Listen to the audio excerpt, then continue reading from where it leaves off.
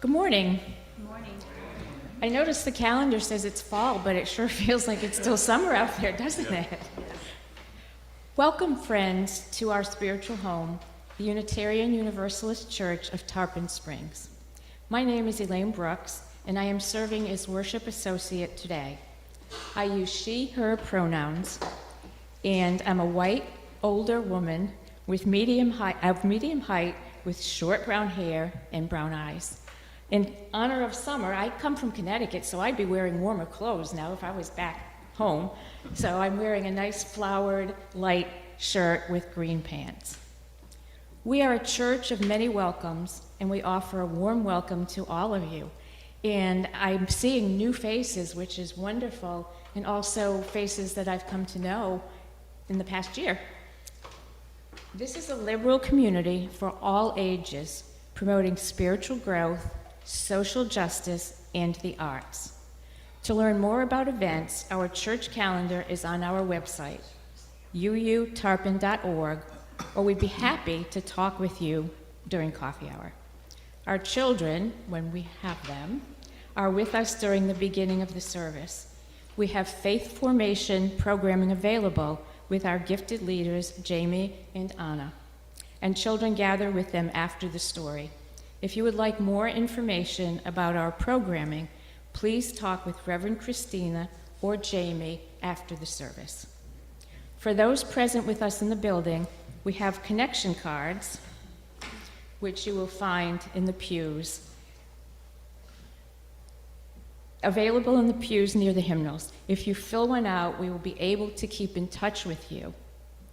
You can also send us an email at membership@uutarpon.org to get connected, or you can scan the QR code. Whoops. For those of us who are tech savvy, you can scan the QR code, which is on the card. There are also small cards, which I dropped on the floor, but you will see them there, to write any joys or sorrows or concerns that you might have. The opportunity at the end of the service is for people to come up and share those if you would like, or if you would prefer to write it on the card and have me read it, I'm happy to do that. Music is provided by our music director, Bonnie Whitehurst, and our choir, and it's one of the highlights of the service for me every week. Once again, welcome. Our first hymn is number 1010 in the Teal hymn book.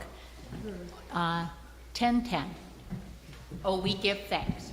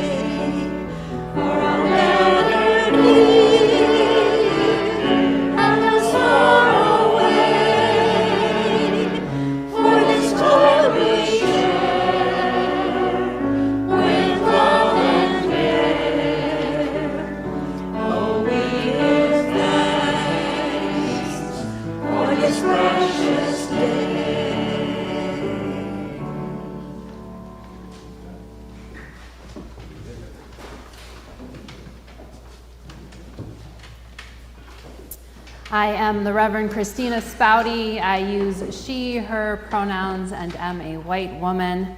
I am tall with almost shoulder-length curly brown hair, parted on one side with blue eyes. Our opening words this morning come from the Reverend Julian Jamaica Soto. This is Stretch. I confess that I have skipped to the back of the book. I really wanted to know what or who or how the story went. I told myself that if I still wanted to read the rest, then it must be good. But that only works for paperback books. Life is a little less linear. And still wanting to know how the journey will go, I am willing to dance with the suspense. What will become of a failure? What can be built with an honest mistake? Keep paying attention. Keep dreaming and supposing that more is possible. We don't yet know the ending. And if you are tired, then it must be time to rest. Staying curious is like a muscle. We flex, reaching for what we don't yet know, and relax, leaving space for what is yet to come. Come, let us worship together.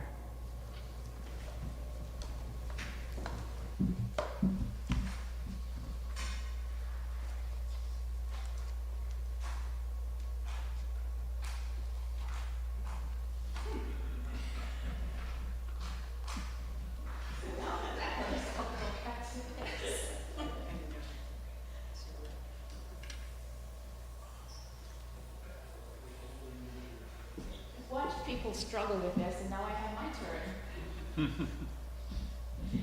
We light our chalice with these words from Katie Savani Gelford.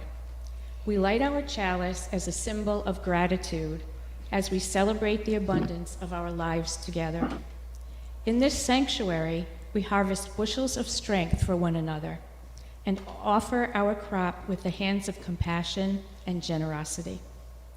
In the authentic and gentle manner of our connections, we cultivate a simple sweetness to brighten our spirits.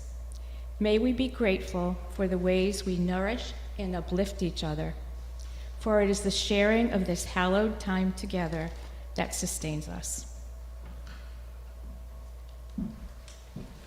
Hymn number 123 in your gray book, Spirit of Life.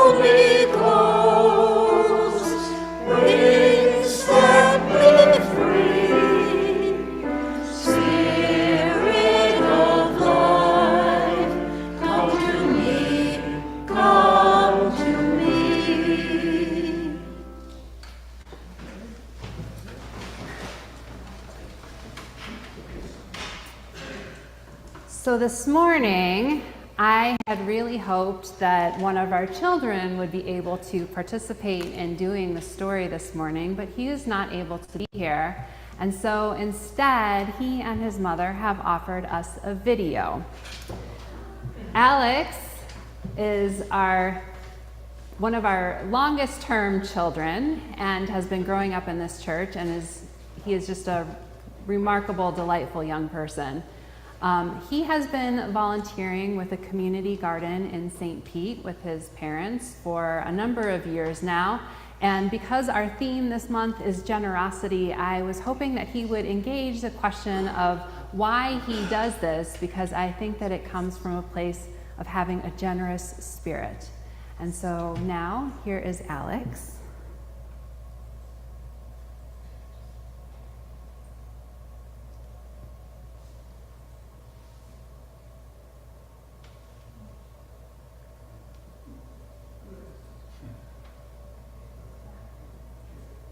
Alex, why do you volunteer at the Bartlett Park Community Garden? I volunteer because the place where the community garden is a food desert. And people don't have food there. So when we get the vegetables and fruit, we can give them to the people that don't have food so they don't starve. And how does it feel when you volunteer at the garden? It feels fun and good. Let me introduce Miss Ava. How did you make this garden? Well, I actually didn't make it. It actually belonged to the community. We live here in a food desert. I don't live per se in the neighborhood, but I come over and volunteer in it.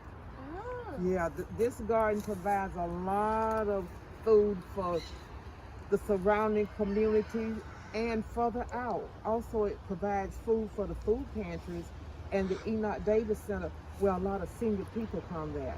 They're not able to come down to the garden and get the food, so we take it up to the Enoch Davis Center, and the seniors, they take it away. That is some info. Also, Alex, wouldn't you like to show them the children's garden over here? This area from the sunflowers all the way over to the pineapple is for the children's area. The children normally come in and plant this whole area. You can see that we have a lot of spots that haven't been filled in. We want the children, such as yourself, to come in and do your planting. You see these trellises right here? We want you to plant some beans that will crawl up on these trellises and cover it. And the yard-long peas will be hanging down. I have been opening the garden by getting a wood chipper. I did a lemonade stand. I raised $400. I'm hoping to pull out some weeds and give them to the chickens. If you want to see the chickens, come on it. Here.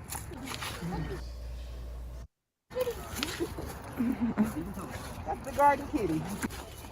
Alex, while we're on our way to the chicken coop, we want to stop right here for the compost.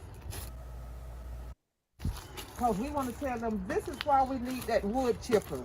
We need the wood chipper so we can chip all this up and make it into a shredded wood compost and build more soil. And Alex is making it happen. Here's the chicken coop. Want to go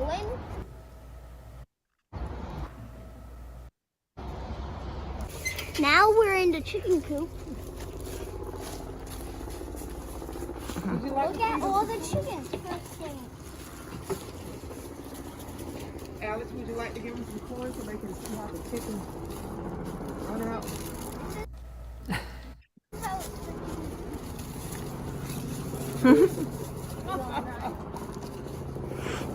Run to the corn. Here's a little more. Ooh, look at that.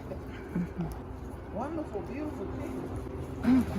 Oh, Those are your eggs that you got out the nest. I got these eggs from these nests from this morning.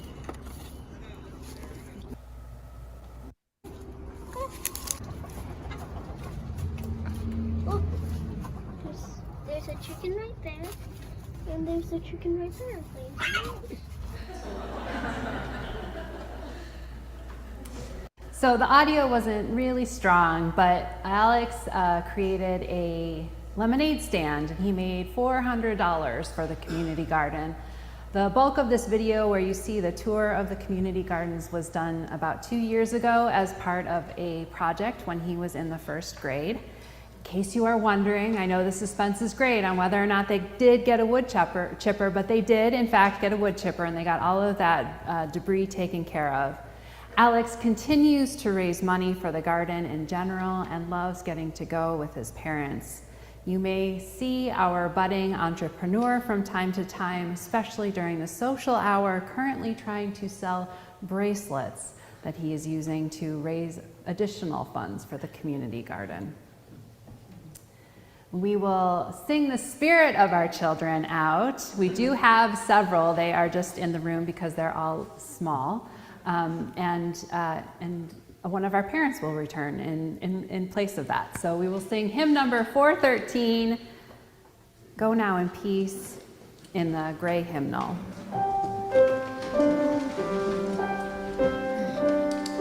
Go now in peace, go now in peace, may the light of love surround you everywhere, everywhere you may go.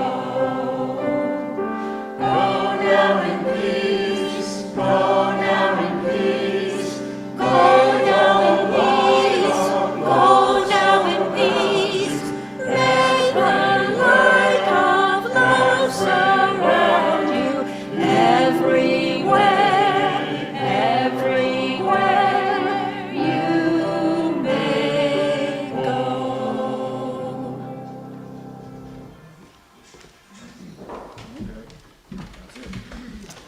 Children like Alex give me hope for the future. Now is the time in the service where we take our offering for the work and welfare of this church. Ours is a free faith which must sustain itself financially. Please go to our website, uutarpon.org, and click the donate button, or you may mail your offering to the church at 57 Reed Street, Tarpon Springs, Florida, 34689. For those of you with us in person, in this sanctuary, you may place your offering in the offering plates as they are passed. We will be singing a song called Plenty to Be Thankful For, and if you can't remember where you've heard it, it's from the movie Holiday Inn with Bing Crosby, and you can go on YouTube and even hear him sing this song, Plenty to Be Thankful For, from 1942, a real good year. Let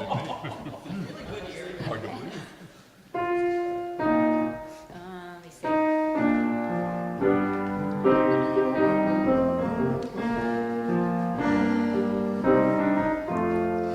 I've got plenty to be thankful for.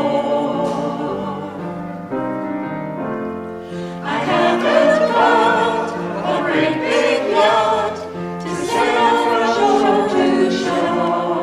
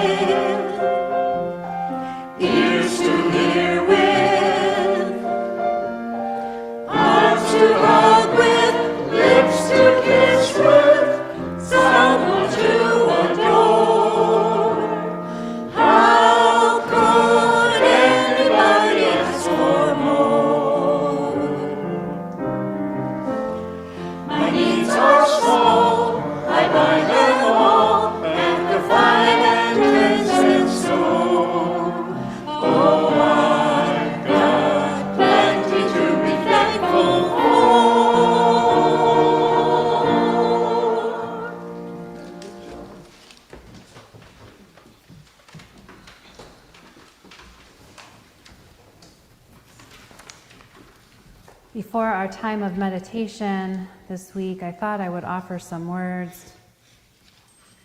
There's so much going on in the world right now, so much hardship, thinking about Israel and Palestine, Ukraine, Sudan, and the piece that kept coming to my mind every time I think about all of the devastation that the world is experiencing is this piece from Nancy Schaefer, which I will offer. This is Blessing for Bodies. May we, creatures of bone and tissue, know our bodies well. The fourth rib and how it rises higher than the third, not so high as the fifth. How it feels to the thumb, slowly traced, and under it, how the heart rests. May we know that space where no ribs lie, and unshielded, we bend. May we know the bottom of each toe and the tender arch where no skin touches ground.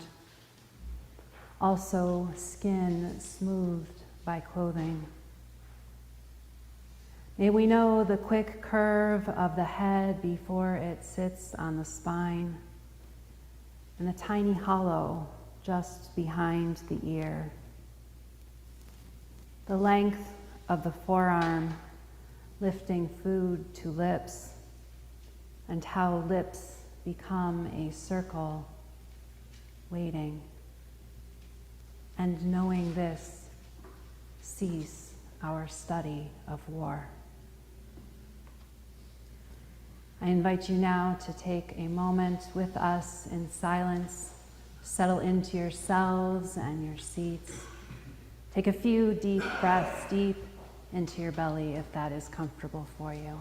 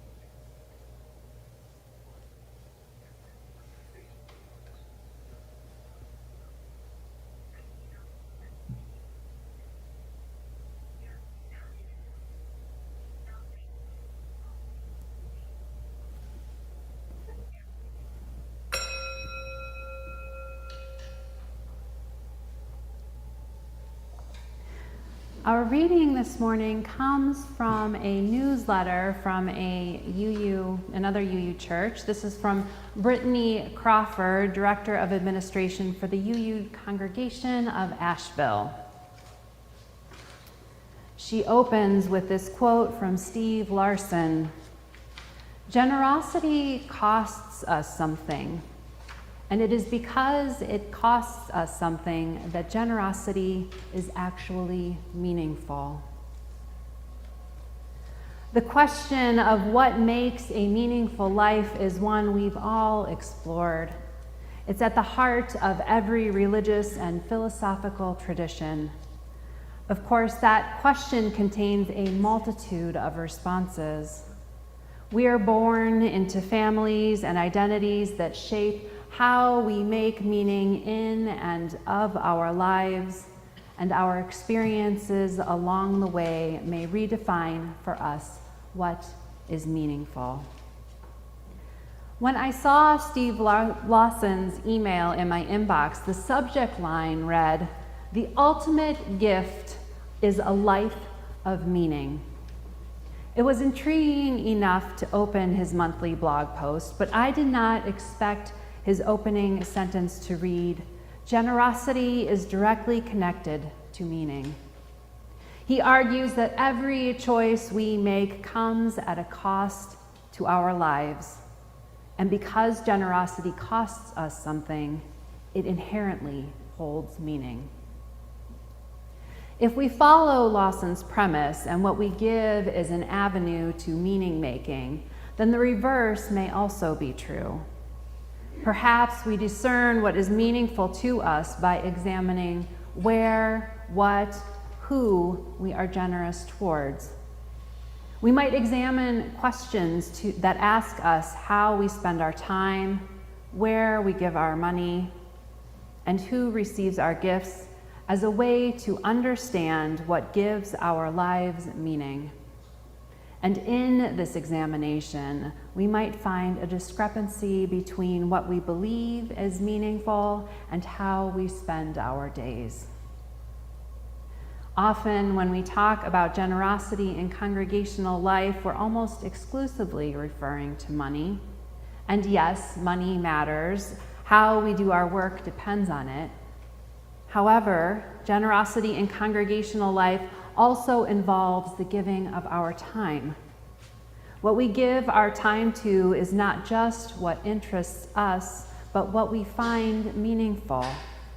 Whether it's weeding the grounds, joining a committee, serving as a worship associate, we bring meaning to our common life by sharing generously of our time, talent, and money.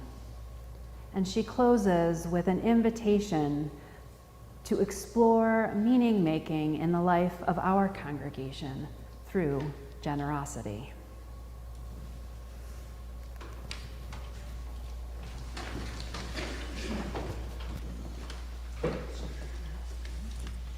We are singing Simple Gifts, which is in your hymnal as number 19, I think. 16. I'm looking at the reflection on my music stand. The choir will be singing their own version of it, but you are very welcome to join with us.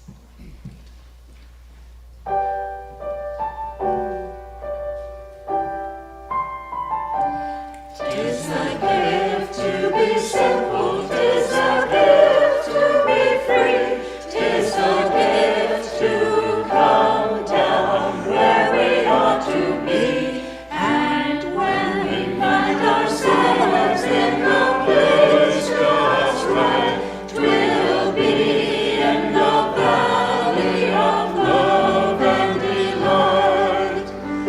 When true simplicity is gained, to bow and to bend we shan't be ashamed.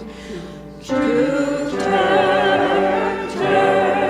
will be our delight, till by turning we come round right.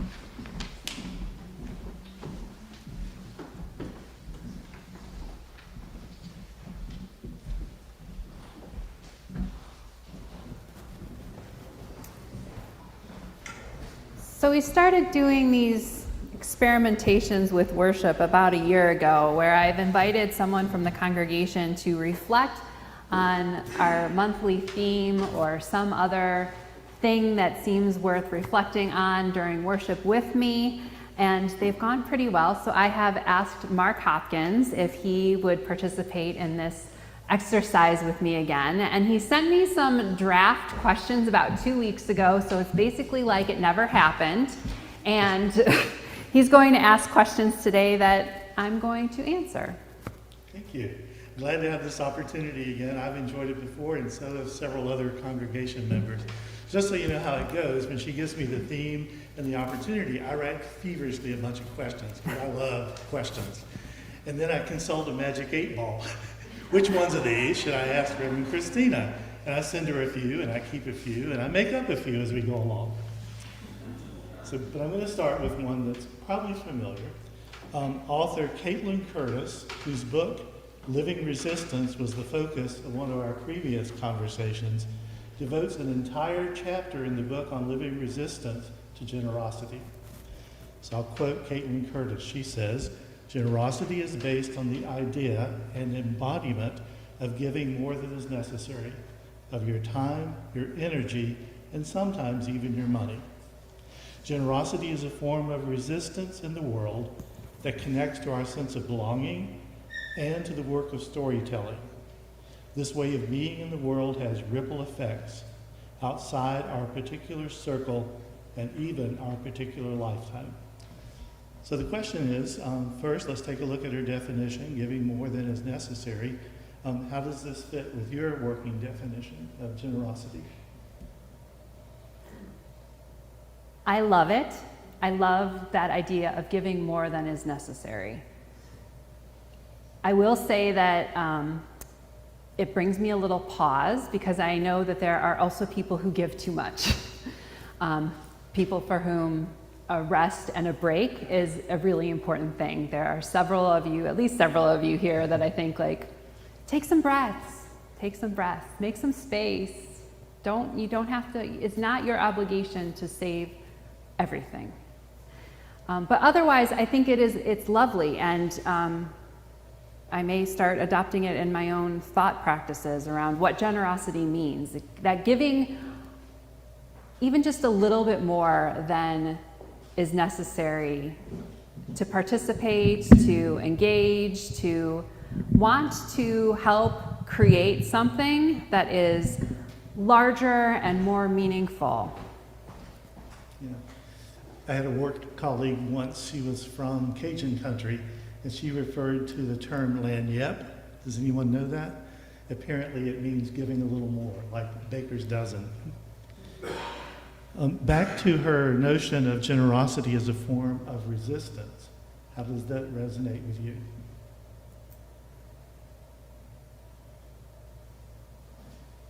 So Curtice's idea of resistance is the way that we need to disrupt socio-cultural norms around work, around capitalist culture, around environmental destruction, all of those kinds of things. And so from that perspective, generosity as resistance takes on a very particular shape. The way that we want to be in relationship with each other, with the wider world, the way that we learn to think about, as we're performing different actions, the consequences of what those might be. When my mom comes to visit, she's always like, "Where are your napkins?" And I'm like, I don't have napkins, I don't use napkins, I have cloths and I can wash them. And so that idea of simple things where it's a resistance around the things that people have become possibly accustomed to that can actually harm our relationship with the wider world. So thinking through those things and thinking of generosity, how do I make space? How do I live a life? To me, this generosity as resistance also sort of resonates with an idea that I have of generosity of spirit. How can I create the best opportunity for our interactions, for our engagements, for the way that I relate with the world, for the way that I relate with this church, this building, with these paintings, with these people, with our coffee hour? Like, how do I interact with all of these things? And so that generosity of spirit, for me, is a form of generosity as resistance. How do I practice living in a way that creates the best opportunity? I love the framework you use of making space. And I bet if you go back and rewatch this without, without sound, your gestures actually is a very good clue. So for you, have you been on the receiving or giving end of generosity lately? I have. Colleagues, congregants, other people who have been checking in with me, I have really appreciated. I will say this is my fourth year of Thanksgiving, actually 5th year of Thanksgiving, that I will not be with my family. So I really appreciate the way that people have been thinking about me and wanting to make sure that I feel like I have what best can be offered to me in the absence of being with my family during this time. Yeah. Thanks. How has generosity been a part of meaning making in your ministry?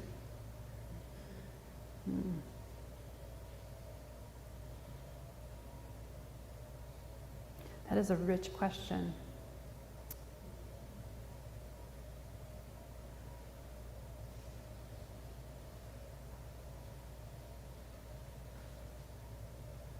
So I have said before, and will continue to say probably until the end of my days, that we are meaning-seeking, meaning-making, storytelling creatures.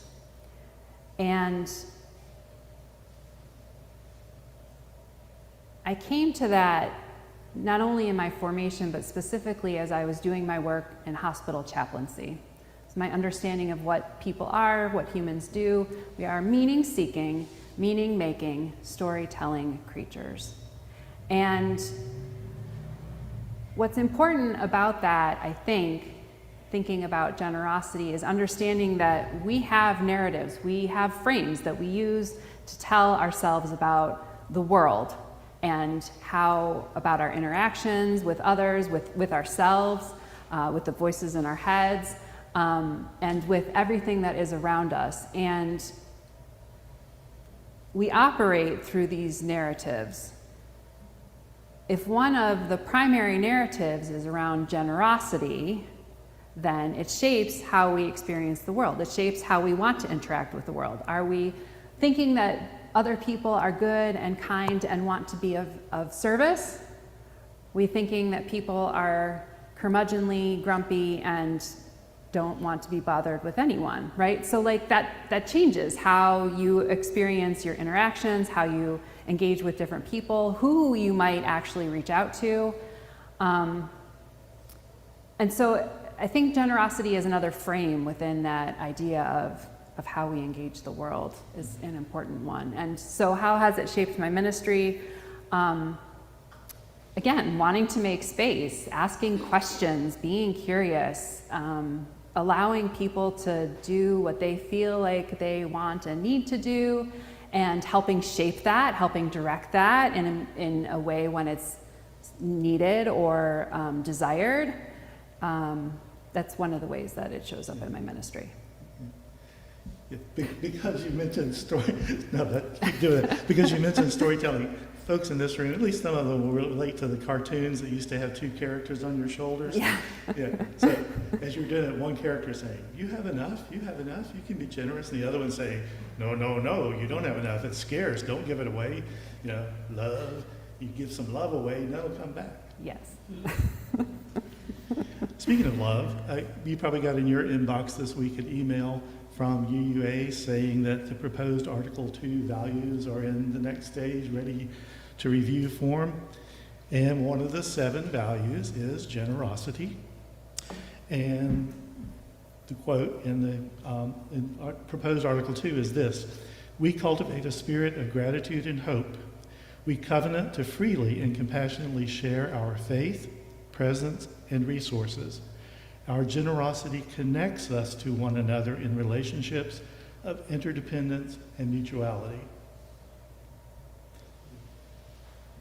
They really viewed it, didn't they?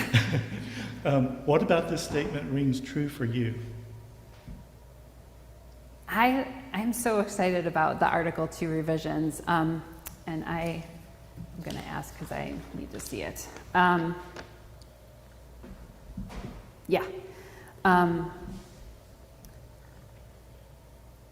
I love this definition. Thinking about that giving a little bit more from Kaitlin Curtice of cultivating a spirit of gratitude and hope. So that attitude of we have enough, we can give, versus this is scarce, we must hold on to it. We covenant to freely and compassionately share our faith, presence, and resources. I've said before, one of the challenges that I have experienced with this congregation is that I don't feel like there is a passion for Unitarian Universalism, that not everyone is in love with this faith. And I think that one of the things that this revision encapsulates so well is that idea that we do well to be in love with this faith, to understand it, and to want to live it in everything that we do. Our generosity connects us to one another in relationships of interdependence and mutuality.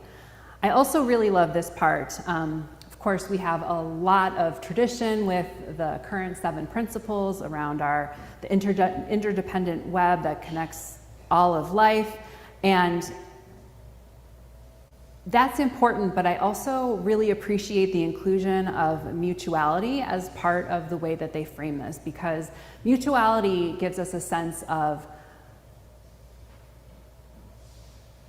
that true equality of respect, of mutual participation, of engagement. It's not just, like that I'm connected with the trees and, like whatever, then in some kind of an abstract way, or even like if I just went out and like started gardening or something like that, even in that kind of a way, but a sense of like actual respect, that I am respecting the world as I am participating in it, that I am respecting other people.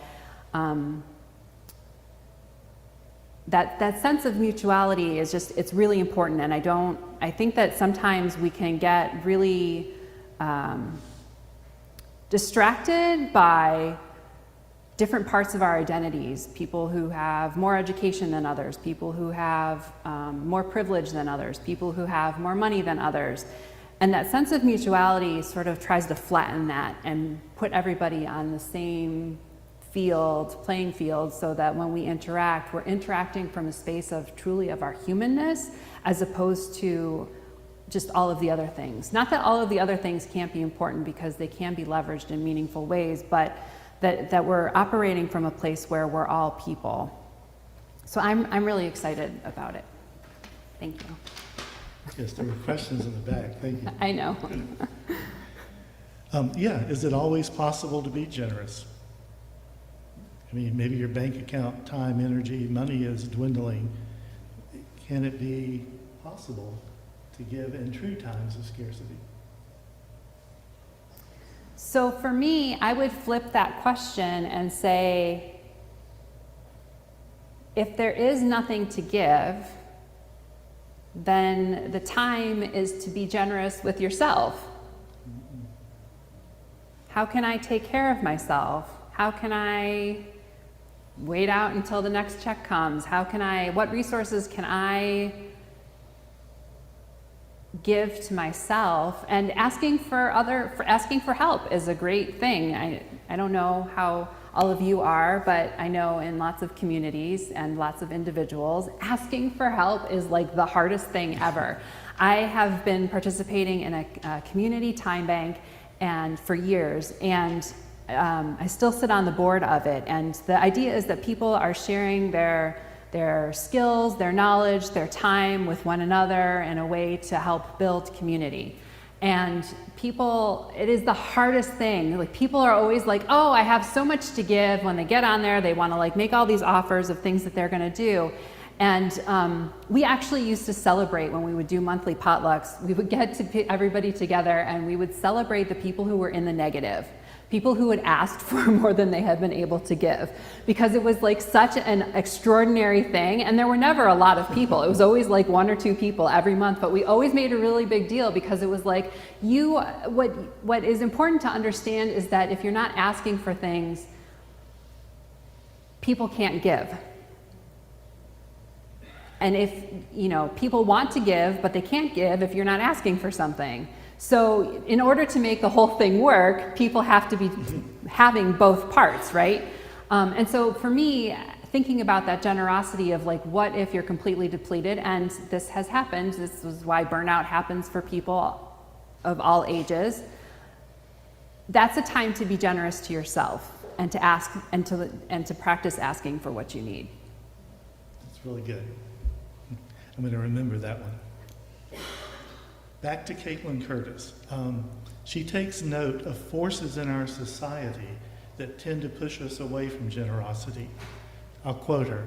To better understand how we cultivate and keep generosity as a form of resistance, we first have to consider the economy of fear that is all around us and the fearful tendencies that we have internally developed, whether we recognize them or not. So, do you agree with her? And if so, how might we counter these forces?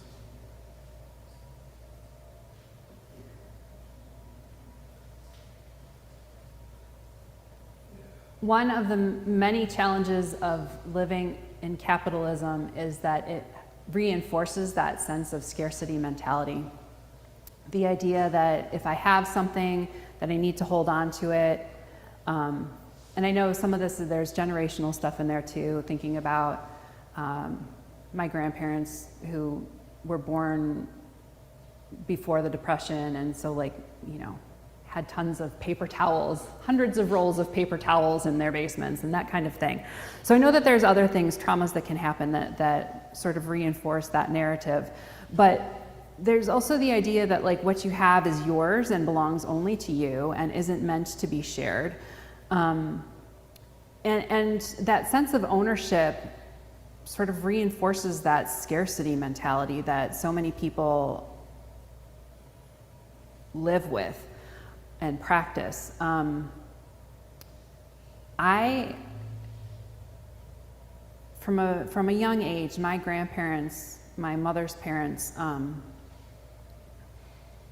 not unlike Alex that we saw earlier, was not my parents, it was my grandparents who used to take my sister and I out to go and do activities in the community. When we participated in different things for Habitat for Humanity, as we were going places, my grandmother would tell me the history of neighborhoods and the people who lived there and how it had changed over time, and all sorts of things that helped me be out of myself and be more engaged with the world around me, and to recognize the places where I had privilege and to use that privilege in service to others to help them get to a place where they would be on a more equal footing with me in terms of privilege. So empowering people in a meaningful way to make changes in their own lives and to support them in that. I'm losing my train of thought. How does society forces kind of move us away from generosity?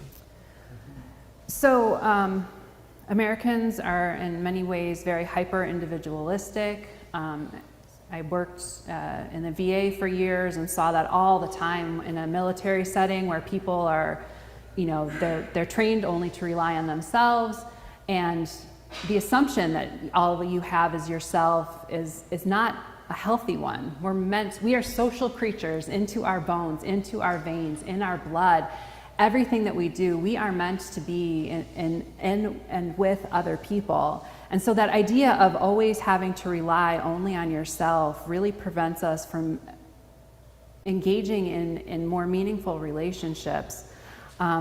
And I think it can be really harmful. And as I said, as I've worked with the Community Time Bank, as I've worked with congregations over time, as I've worked in other organizations, getting to see that shift as people change their understanding of how to be in a meaningful relationship that isn't just talking, isn't just a monetary transaction, but comes from a place of love, comes from a place of wanting to actually be a community, is really transformative. And getting to see those light bulbs go off and that switch where people are suddenly like, oh, I have been missing out on this my whole life.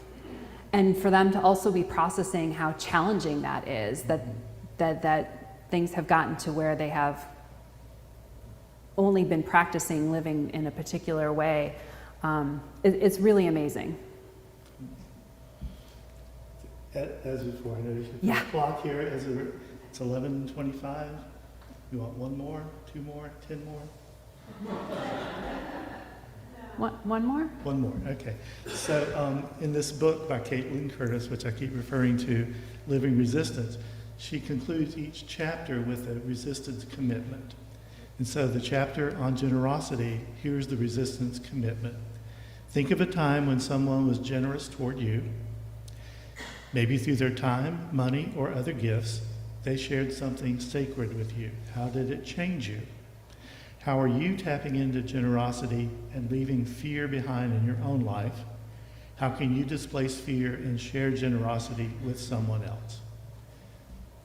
Share your thoughts about this invitation. Yeah, thanks.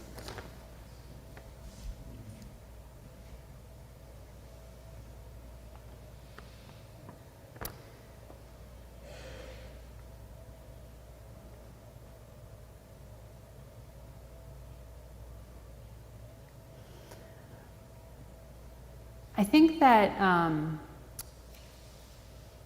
one of the things that I've been noticing in my own life recently is that being in particular contexts can either narrow your field of vision and practice, or it can expand it. And I am noticing ways that my own field of practice has been narrowed, that I'm realizing like, oh, I'm doing this thing or I'm doing that thing that is not necessarily the thing that I would like to be, that I envision myself as being. And so thinking through the ways that I could change my practices and actually start becoming the person that I think of myself as on a more regular basis. I cross stitch. Many of you have seen some of the pieces that I've worked on over time, and I watch a lot of television while I'm doing it because it helps my brain process things. And I've just finished watching the TV show New Amsterdam, which ran on some network, and the medical director over and over and over and over again, how can I help?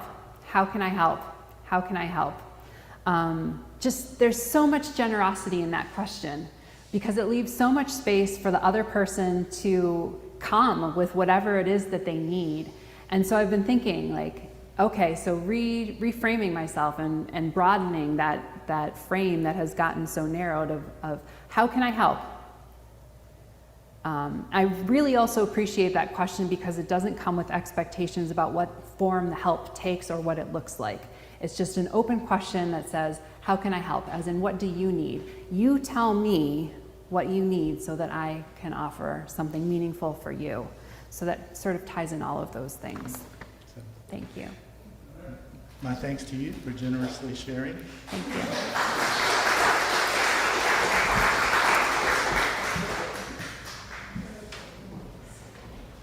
And as the choir comes back up, we are going to be singing hymn number 1014 in the Teal hymnal. And the words have been rewritten since the hymnal was published, from standing on the side of love to answering the call of love.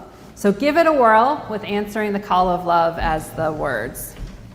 It's 1014 in the Teal hymnal.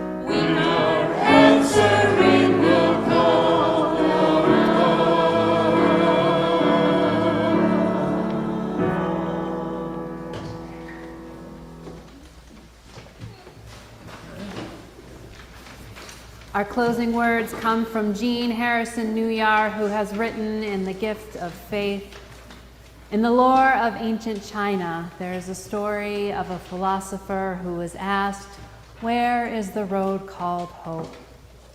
He replied, 'It does not exist, but as people move upon it, it comes into being.' I invite you to continue moving forward on this path, this journey, expanding our generosity of hope with me."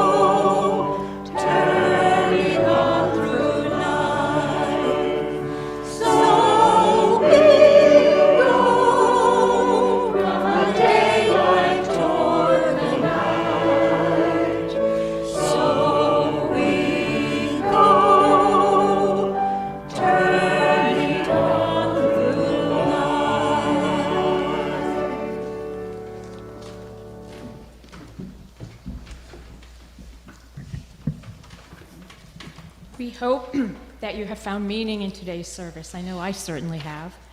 We close with these words from Ralph Gerhard.